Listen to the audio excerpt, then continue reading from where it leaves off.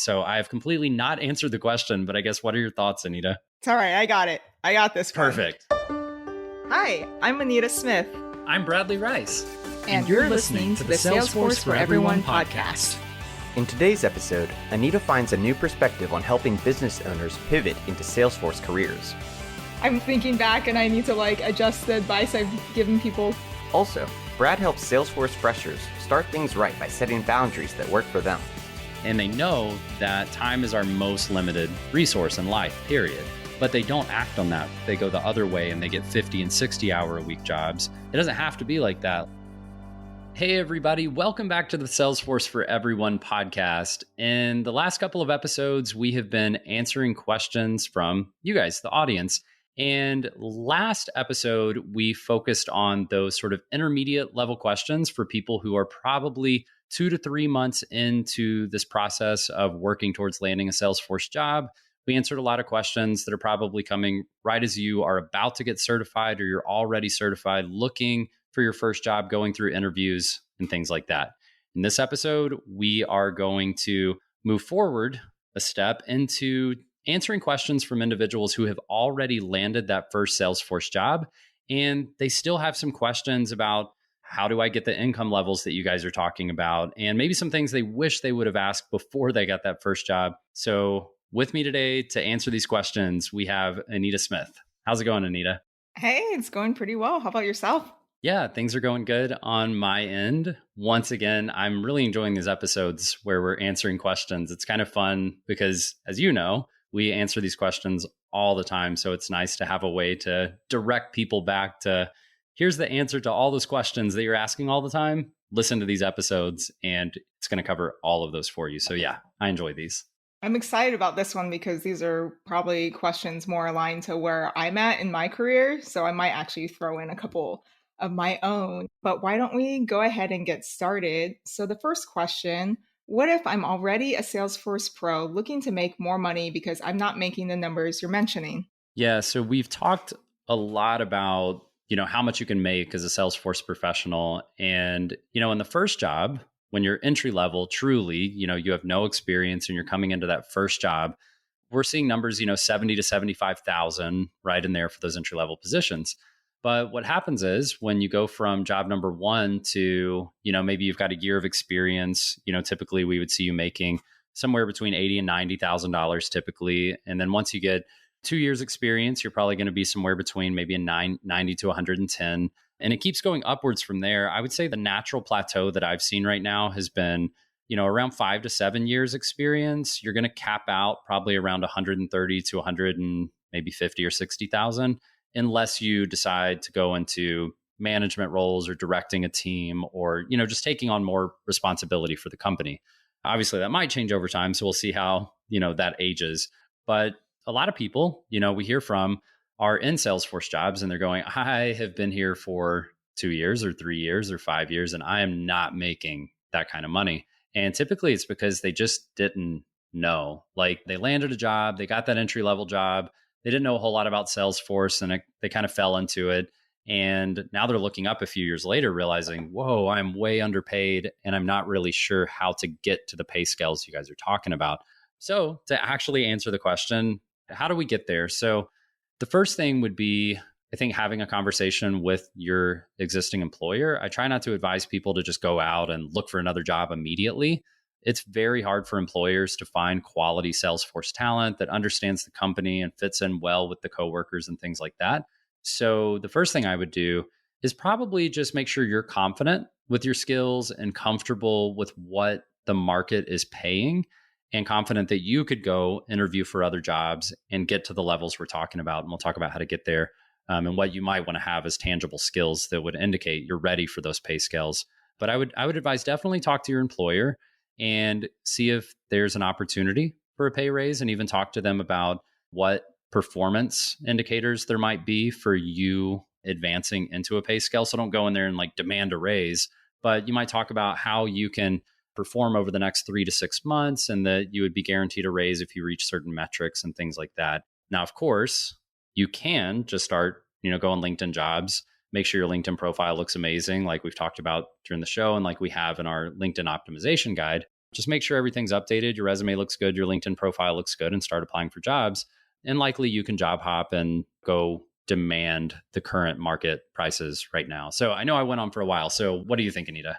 Yeah, so my story is a little different with the salary because I got really lucky and landed one of those jobs that were paying like six figures. But because I started at a higher salary range, I was able to jump, like get a salary increase faster than the normal route, which is kind of ridiculous to say, like a couple of years.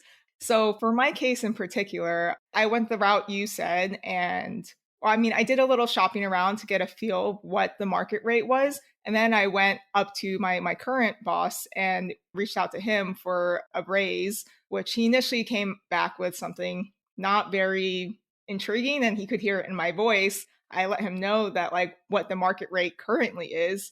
So he came back with a much juicier, I guess, amount. It was about a 20K increase. So I was really happy about that.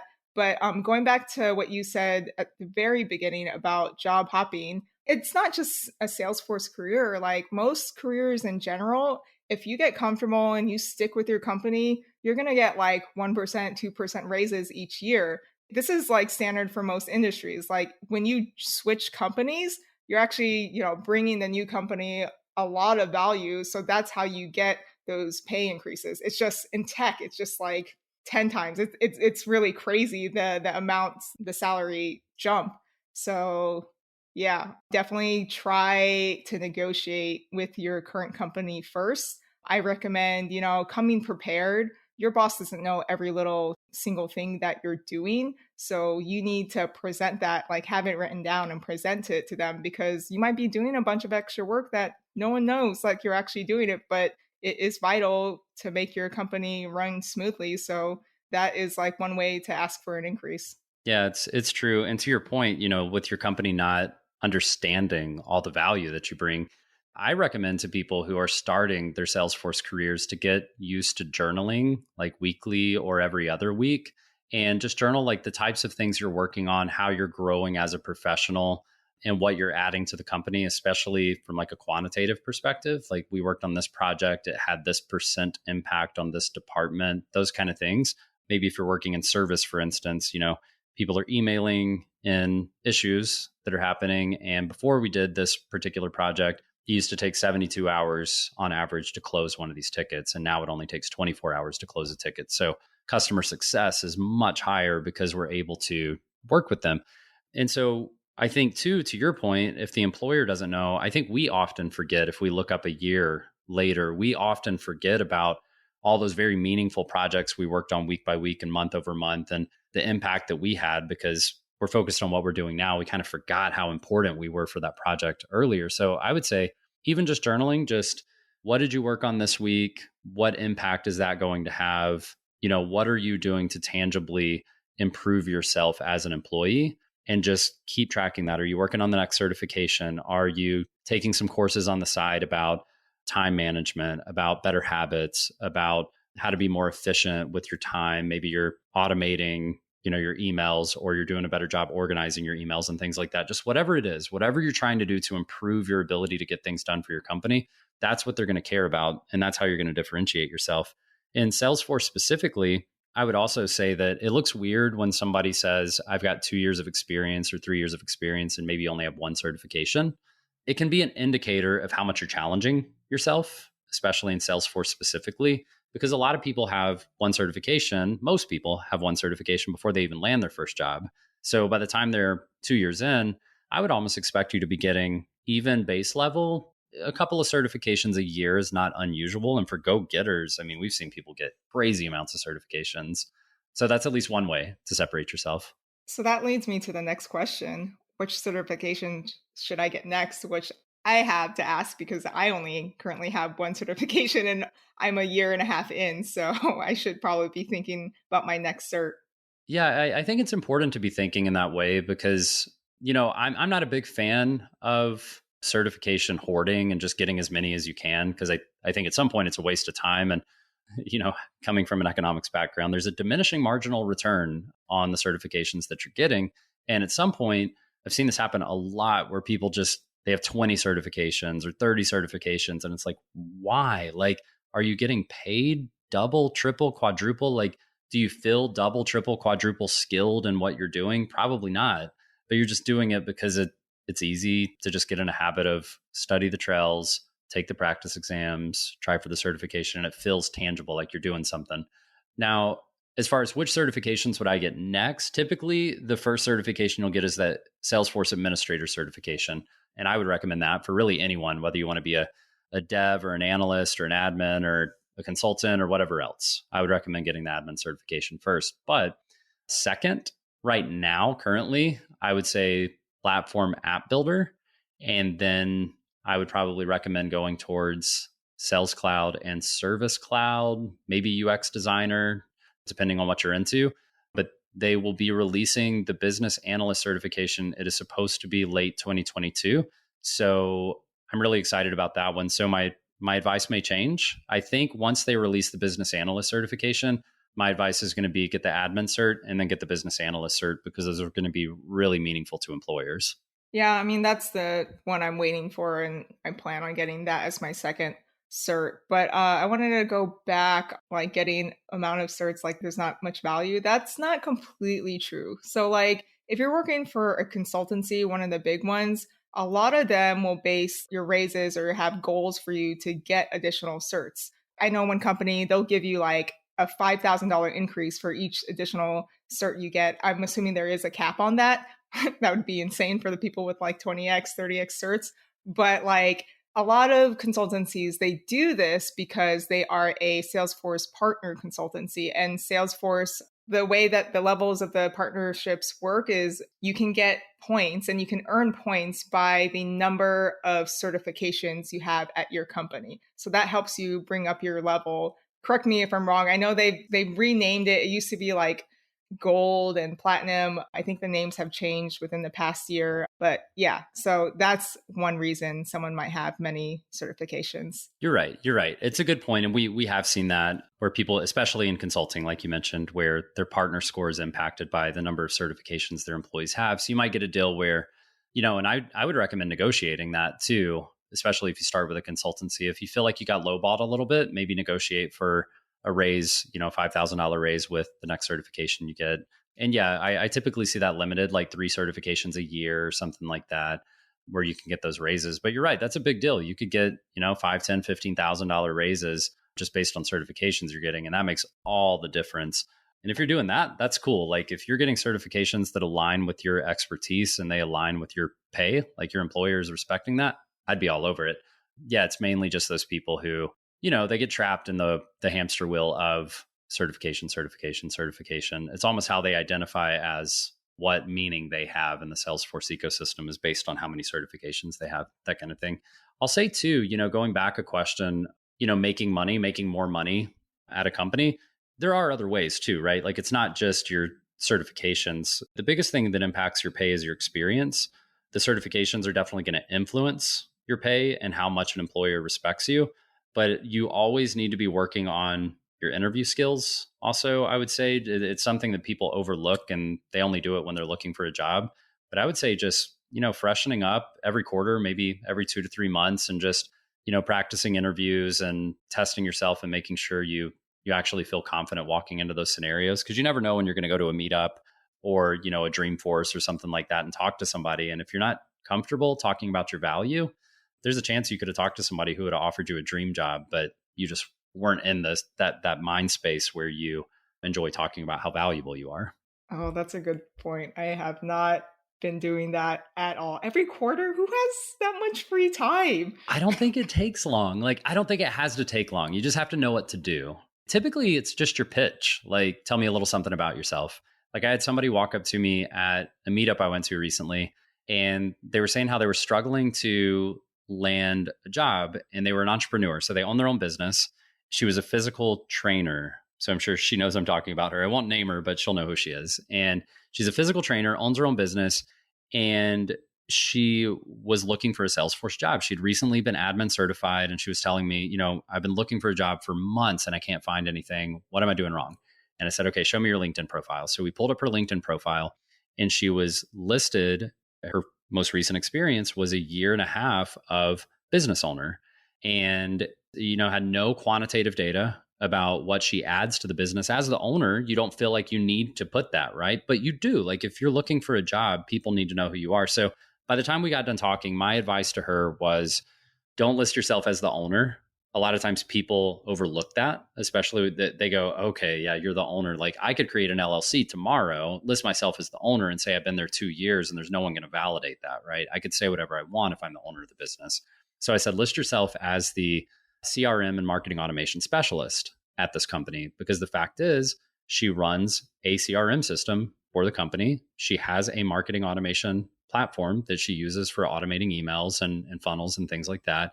But she's underselling herself as a tech, a Salesforce CRM specialist by saying she's a business owner. And she needs to highlight, we were able to increase lead generation by 30% by implementing a process for a project that I worked on. We were able to streamline this particular process for customers reaching out to us with questions by implementing this functionality in the CRM.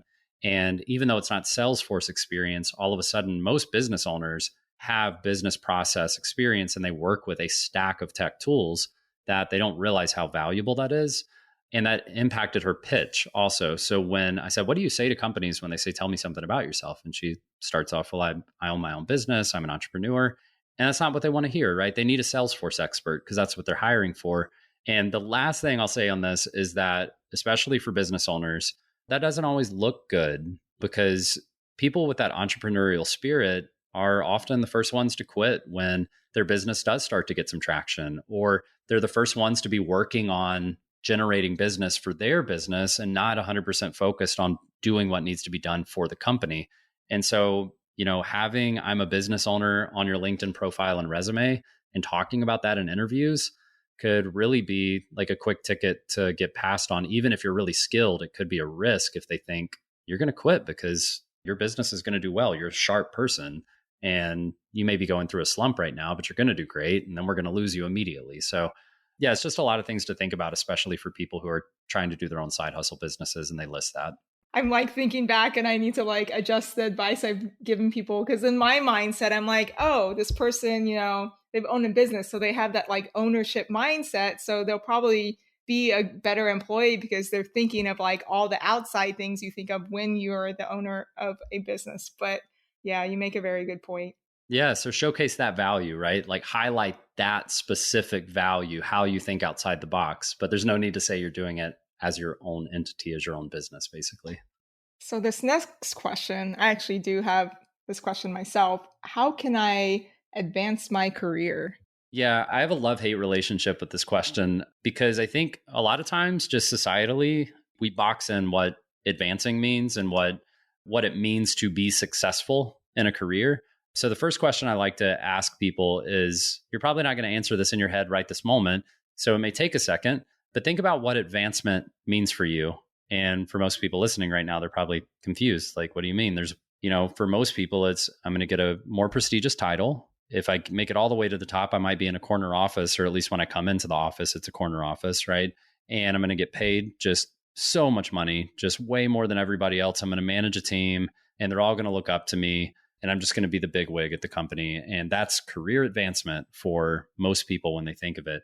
Now, for me, I think there are varieties of career advancement, but a few of them would be maybe getting paid a little less than that $200,000, $300,000 corner office salary that you might be going after. And you might only get paid, $100,000, $150,000, but you don't have as much responsibility at work and you don't manage as many people and you have a much, healthier work-life balance, and you can spend time doing the things you value while still making a very healthy income. But you never move into those roles where people are leaning on you for what they need to do. Or if there's a fire, you have to be there to put it out. Or if an employee isn't doing well, you have to be the one to reprimand them and potentially fire them and then rehire. And just all those things that I personally never wanted to deal with in my career. So advancement for someone might mean slowly making more money while having a little bit less responsibility over time and actually ending up in a really healthy place. And then I would say another version of advancement, which was my version of advancement, would be trying to slowly make more money and literally work less hours, to the point where hopefully you can, only work 20, 30 hours a week or less, whatever you're comfortable with, whatever your goals are, so that you can spend time doing the things you value. Because I think most people realize they just don't think about it much or talk about it much. And they know that time is our most limited resource in life, period. But they don't act on that, right? They don't look for less than 40-hour a week jobs. In fact, they go the other way and they get 50 and 60-hour a week jobs. And they never make a concerted effort to work less than 40 hours, because that sounds counterintuitive. Like, everybody works 40 hours a week. That's how many hours you work in a week. And it doesn't have to be like that. Like, it's your life. It's up to you. So if that's your goal, and advancement to you means making the same amount of money or more, but working less hours, which was my goal, you can absolutely do that. You just have to be creative. So how you advance your career is going to be largely dependent on what your version of career advancement means. So I have completely not answered the question, but I guess, what are your thoughts, Anita? It's all right. I got it. I got this one. Perfect. So first you have to ask yourself, like, what is your vision? And that will be your internal compass on how to get there. Because some people really like the prestige of having that C-suite, that title, and that's what they want to go for. Myself, my vision is to be financially independent, waking up every morning on my lanai in Hawaii, going to my garden, to my food forest, and picking up fruits and veggies and cooking with like fresh food, working an hour or two, go on a hike and visit a waterfall and have a picnic there, be back in time to see the sunset, and like have a really relaxed lifestyle. That's my vision. So when I run into situations where, because old Anita was like boss lady, I was climbing the ladder and I was like going up. I was like, all right, yeah, I want to be in the C-suite. I want to be an executive. I want to be one of those people in like the really cool suits and all that. But as I'm getting older, as you mentioned before, like, time is limited. I'm realizing, yeah, I don't want to spend my whole life working. I want to enjoy it. Like, what if I get into a car accident or something? And then I just spent all that time putting into work, trying to like chase money, and like did not spend actual time enjoying it. So for me, whenever opportunities arise, I know we spoke earlier about this, there's an opportunity I could like jump up in my career, but is it worth it? Yes, I get the prestige, but also I lose time because it's more responsibility as you climb higher. So it's really figuring out your priorities and how you want to live your life. Yeah. So I think, amazing, right? And like everything you mentioned, I think hearing what you said, hopefully will let people take a step back, because I think you're sort of influenced by who you surround yourself with. And if you're at work with a lot of people who are competing to get to the next promotion, or competing to get the next raise, or looking for the next company that's going to pay them $10,000 more, and you see other people acting like that, you're probably going to be influenced by the way they're acting. And again, in society, we don't see a lot of people trying to act differently, because it's hard. Like, when you go against the current or against the norm, you're kind of truly blazing your own trail. And that can be difficult because you can't watch a YouTube video about it, or just look at what the person in the role above you did to get where they're at and figure out how to do that. There aren't a lot of role models for that. So I think a lot goes into it. But bottom line, I think if you're looking to advance your career in corner office is what you're looking for, it's going to be a matter of getting certifications, being the first one in, last one out, working hard, putting out the fires, working on weekends, making sure everybody knows you're working on the weekend, and working long hours, and just showing them that you're the one who's ready to grind to be the next executive, whatever, right? So if you want to do that, I think the path is pretty clear. Why? Because millions of people have done it before. So the path is very clear.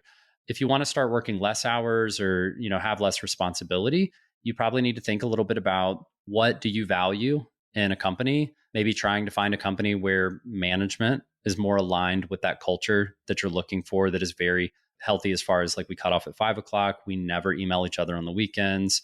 You're looking for that. And then when you interview, you want to ask those questions like, what is your company culture like? What is your policy on working on the weekends? What is your policy if there's a fire after 5:00? Like, how do we handle these situations? And you're looking for that.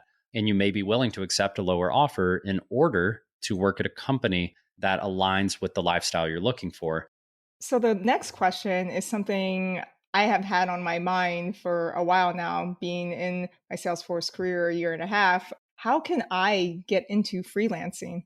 I typically recommend, get a year or two of experience at least as a baseline. It's going to help you feel more comfortable. Now, people have done it earlier than that. I'm just giving the typical generic, what is the baseline advice I would give? If you want to do it sooner, by all means. But the advice I would give is have a couple of years experience. That's going to prove to yourself where you stand. It's going to get you some exposure to seeing other people in the ecosystem and like, am I good compared to them? Or am I kind of like not really good at this stuff yet? You want to feel confident in your skills before you go off approaching customers about, hey, I'm a Salesforce expert and you should come work with me, individually. And here's a contract and this and that. You can get started on sites like, Fiverr or Upwork, some of the, typical freelancing sites. There are other companies that are working on trying to create marketplaces for this, specifically in the Salesforce space. There's a up and coming startup called Ohanali that you can check out. But there are a few different varieties. Bottom line, it's a lot of that same LinkedIn branding we've talked about throughout this podcast and letting people know that you're interested. Like I worked with Rachel Dew quite a bit. And one of the simple things to do is just update the title on your LinkedIn profile. It says, Salesforce independent consultant currently accepting clients, and just making it obvious what you're doing and what you're trying to accomplish. Your posts change, right? Because your audience is different. Now you're posting about, hey, this is what I accomplished. I was able to do a project that did X, Y, Z. We can do this for your company too, especially if you're in this space and you're facing these types of pain points. This is exactly what we accomplished through this project, and we can do the same for you. So you're building your brand around your value and then trying to hit those companies that have the pains that you're really good at solving.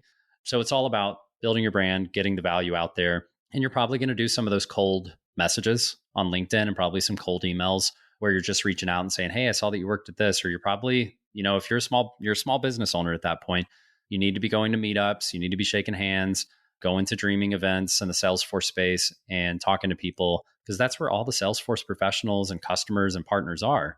And you might do some independent contracting for a consultancy. You might do some independent contracting for a vendor. You might talk to some other professionals and say, hey, if your company needs some help on the side, but you don't want to pay these insane rates from the consultancies, here's my card. I'd love to hear from you. I can give you the same value of work for, 60% of the price, and happy to meet with you guys next week if you have availability. So there are a lot of different ways, but it's a matter of getting yourself out there and being confident with your ability to actually serve a client. That's really great advice, but I'm kind of like, I like to get into the details a bit. How do you transition from like a full-time Salesforce role into this independent consulting, freelancing lifestyle? Because I mean, it's scary. Just like you just up and quit your job and like hope that you can get a client right away. How do you make that transition? Yeah, so usually it's a combination of things. You'll probably end up with a client on the side. So you'll have a full-time job and you'll be, whatever you want to call it, moonlighting or a client on the side.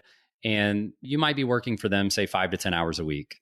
And that's going to be your baseline. And what you're going to look for, and this, again, this is typical. There are a lot of varieties to making this happen. But what you're looking for is a clear escape so you don't just go without having work. And a lot of times your current employer is your first major client.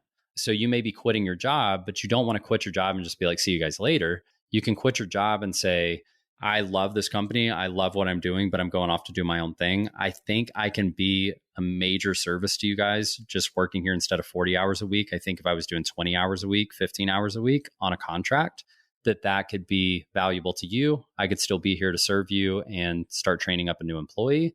And so a lot of times you'll find that your first major client is your current employer that you're technically quitting on. So those are some, I'll say, easier ways to transition out. You certainly don't want to quit and just walk away and have zero income and hoping for the best kind of thing. All right. Lots of great questions, lots of great discussions so far. This final question, which I struggle with too sometimes, is what are some ways you set boundaries in your Salesforce career? Yeah, so that's a really good question. And I'll preface this by saying what's the phrase that, those who can't do teach or those who can't do coach. So I guess that's probably what makes me an okay teacher or coach on this topic, is that I was really bad at this throughout my consulting career. And what I mean by I'm really bad at this is that I was one of those people where if I thought of a solution, like we had a problem on a project and I just couldn't figure it out during the working hours, and then it would come to me at like 10 o'clock at night while I'm trying to go to bed, and I would realize like, oh, now I know the answer to that question. I would just get up and open my laptop and go get back to work and get that problem solved. Or, on the reverse end, it might be 5 o'clock in the morning. I wake up and I realize, oh my gosh, I know the answer to that problem. And you just hop out of bed and you go get working on it. And clearly that's not healthy. Like that's not how we should handle things. And it did cause me to feel some burnout when I was consulting, and knowing that I wasn't going to be able to have a daughter and spend the time I wanted to spend with her, while at the same time not balancing my full-time consulting job in a way that supported having a family. So, that's probably part of what convinced me that I knew the best thing for me was setting those hours and working a part-time job and getting into something healthier. But all of that to say, how do I advise people on setting boundaries? I think the first thing you have to understand is just that when you start a new job, especially, or there's a new coworker or a new project team that you're working with, from day one, you are teaching them how to communicate with you and how you communicate. And if you start off by responding to emails at 8 p.m. and responding to emails on the weekend and answering calls when they come in during the evening after 5 o'clock, if you start off that way, you have started conditioning them to understand how you work and what you're comfortable with. You never told them that that wasn't something you were comfortable with, or you never showed them that that was something you were uncomfortable with. So you've effectively told them, I'm okay with this. This is how I work. I'm always available. You've taught them that. You did it. Okay. So like for all the people out there, this is me too. For all the people out there who are like, I get emails at 8 o'clock and I'm working all weekend, chances are you had a lot to do with that happening. And so we have to start reframing how our work life is going to look. And you have to figure that out first. First, you have to figure out, what is a healthy work-life balance for me? When do I want to be meeting? When do I want to be taking calls? And how does that mesh with the business? Because you want to be a good employee too. So you can't just say, I don't care what the problem is. If everything's falling apart, you cannot call me. I'm not going to be available. But there have to be, clear restrictions on when that's okay and what constitutes a serious problem that needs to be taken care of. And if that stuff starts happening every single week, then honestly, in my opinion, I'd start having serious conversations or looking for an employer that doesn't have fires every week. So I think that's the first thing. Think about what you're teaching other people by your actions. And that's going to be the best way for you to set barriers, because people are going to treat you the way that you show them that you would like to be treated, or at least, you shouldn't expect them to treat you any differently if you're not, showing any signs. So I hope that makes sense. What are your thoughts, Anita? That was pretty spot on. This is something I've struggled with my whole life. I've always been such a people pleaser, and within the past couple of years, that has slowly changed. So you're right. From day one, you got to set that expectation, and you're kind of like training your coworkers that you won't answer emails or messages outside of work. And one way to do this is, one, whatever app you're using, be it Slack, Microsoft Teams, whatever messaging app, you can go in the settings and like set it to not alert you during the weekends or like non-work hours. One, two, also don't look at those apps. Don't even look at them when you're not working. And then if you want to go like pro level, just delete those apps from your phone. Just have it on your work computer, so that way you're not tempted to look at, because I don't know about everyone else, but when I'm looking at my phone, my thumb is kind of automatic. It'll go into a certain process. Oh, let me check my email, and then Facebook or LinkedIn and stuff. And I can't even control it. And by then, like some of those apps, the coworkers, they can see that you saw the message. I mean, if you choose not to like respond, whatever, but people know you're looking at the message. So that's the main thing. Day one, try to set those boundaries, especially like when you take your first trip, do not look at your phone at all. Like you write that you have your out of office, you include that you have limited to no internet the whole trip. I mean, even before the trip, type up a good email like, hey, I am on vacation. These are the people you need to reach out if you have any questions. That's another thing. But yeah, definitely try to do that early on so people know like, okay, this person will not respond outside of work hours. I know that now.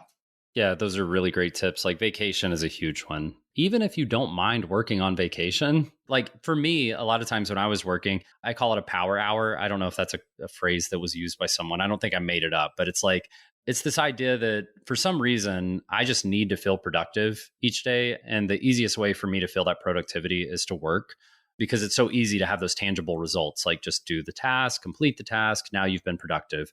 Like that makes my brain tick.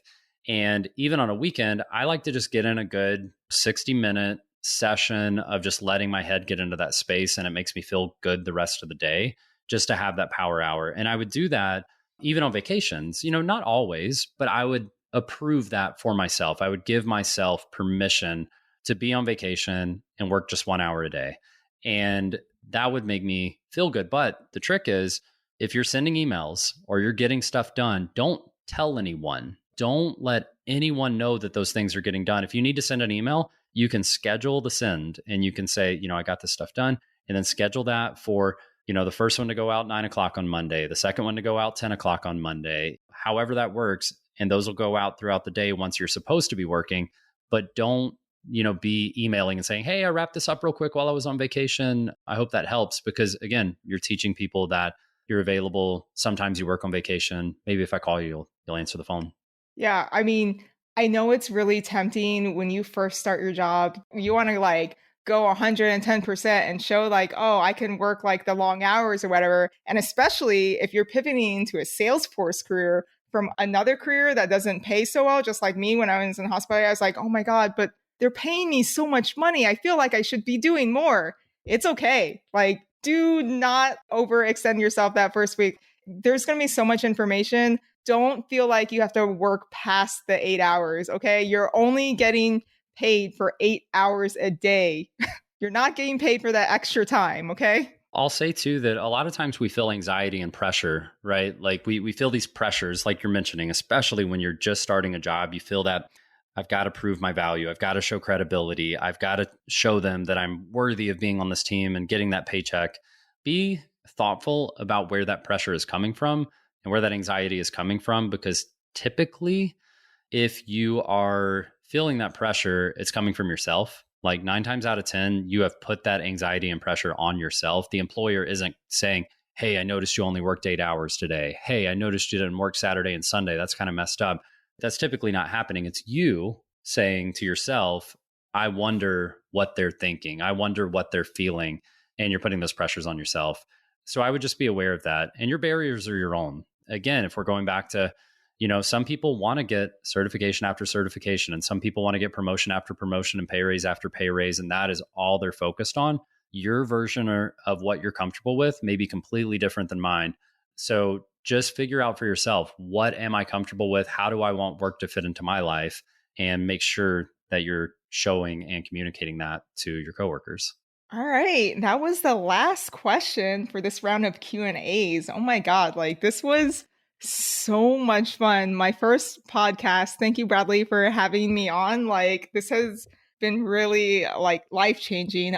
I just wanted to recap the previous episodes for any of you who are just listening to the most recent one. So the episodes 1 through 8, we talked about how to get started in a Salesforce career and even how to land your first job.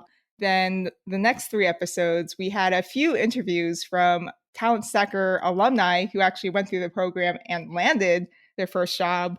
And then the past 4 episodes, we went into a bit of a Q&A sessions, 2 for, beginner level questions, 3 for intermediate questions. And then this final amazing episode where it's exactly where I am in my career. So working as a Salesforce professional and how to move up from there. And yeah, thank you so much, Bradley, for having me.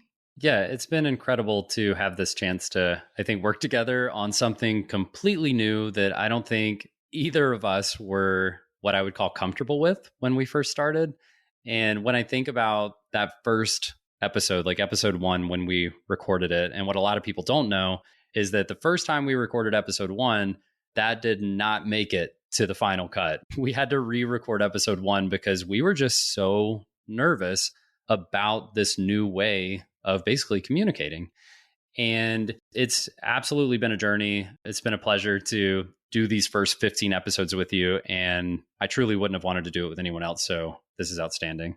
So if you haven't listened to the previous episodes up to this point, I would highly recommend that you go back. And like Anita was saying, listening to all of the episodes, but especially if you are new to Salesforce and you're still working on landing that first Salesforce job, episodes 1 through 8 are going to be truly, I mean, I'm a little bit biased, but it's going to be an absolute game changer for you to listen to episodes 1 through 8. So definitely do that. Now, if you are listening to the podcast and you're hearing these episodes and you are getting value from the things that we're talking about, please take the time to, subscribe and leave us a 5-star review if you don't mind. And let us know what comments you have and feedback. If you have questions, if you wish there were things we were doing on the show that we're not right now, or if you love something that we're doing and you wish we would do more of it, just let us know. We read all of the comments and we want to make sure that we're providing quality to you guys, the audience that we're talking to. If you haven't already, make sure you head over to talentstacker.com/start. That's where you can sign up for all of our free resources. And there are a lot of them. So we have everything from interview readiness guides, our 5-day challenge that now over 25,000 people have attempted. So that is pretty incredible. I mean, I never dreamed that many people would try our 5-day challenge. We've also got our LinkedIn optimization guide. So everything you need, talentstacker.com/start. Thank you, everyone, so much for listening and supporting the show. And we will see you next time. Bye.